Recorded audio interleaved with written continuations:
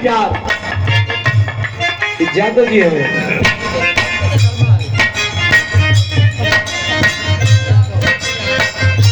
बड़ी प्यार हमारे भैया। और आजे से ना जब हमनी के मिलन करने तब आप बड़ा स्नेह देने वाला और हमारा ऐसा नेचर भी रहेला कि जिस कलाकार के साथ गाइए प्यार मोहब्बत से गाइए, क्योंकि 4 दिन की जिंदगी है।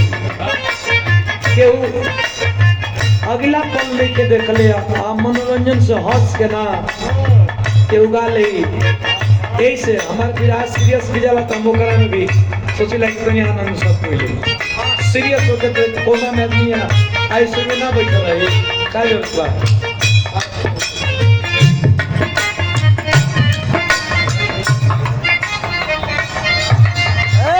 हमारे बड़का भैया के द्वारा आशीर्वाद दिल बा और विराह खातिर अब नया नहीं विराह में क्षेत्र चाहे कोनो भी हो, चाहे अवधी भाषा में होके चाहे भोजपुरी भाषा बनारसी भाषा हर जगह के भाषा में आपके अब ई नहीं के चिन्हावे के सब लोग जान गइल बा।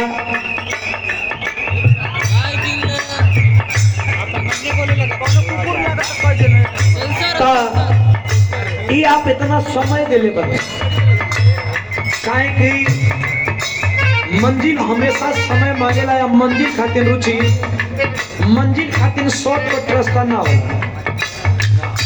जिंदगी में रास्ता शॉर्टकट बा लेकिन मंजिल के लिए शॉर्टकट रास्ता कोई नहीं है। शॉर्टकट रास्ता आदमी सोचने कि मत तो बड़ा कम समय में वायरल हो गई, बड़ा कम समय में स्टार बन गई।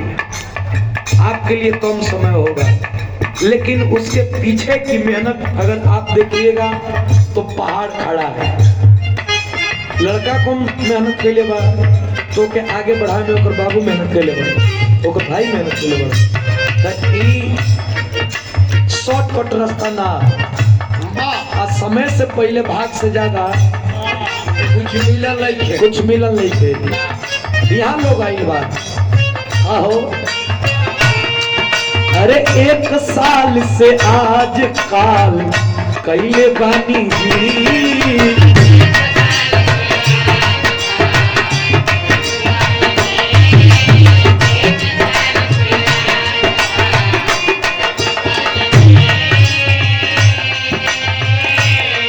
बोला कौन बात के ईर्खा रउआ दैले बानी जी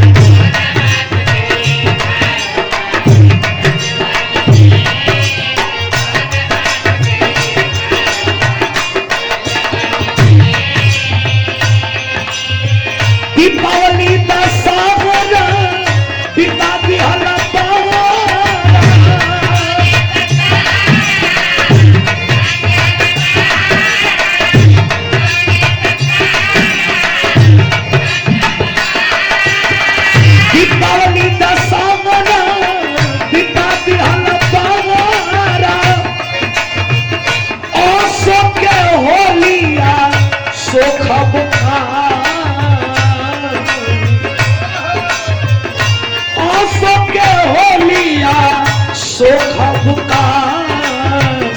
सब कर कमासु आ गई घरे सब कर कमासु आ गई घरे रउआ कमा के राजा